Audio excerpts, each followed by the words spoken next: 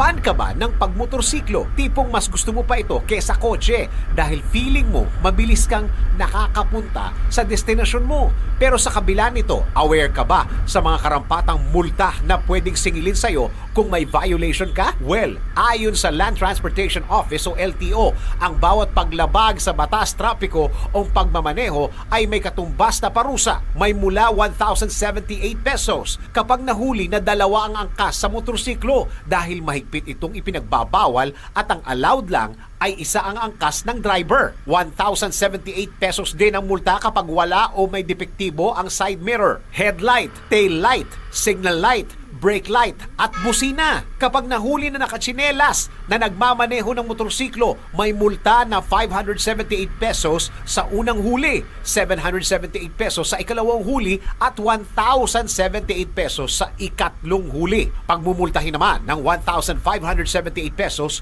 kung mahuhuli na walang suot na helmet ang driver o aangkas nito at same price kung mahuling walang lisensya habang nagmamaneho. At ang isa pang pinakamahal na multa, ang expired o hindi rehistradong motor na nasa 4,078 pesos. Kaya payo ng LTO sa mga motorista para makaiwas sa parusa o multa, sundin ang mga batas trapiko.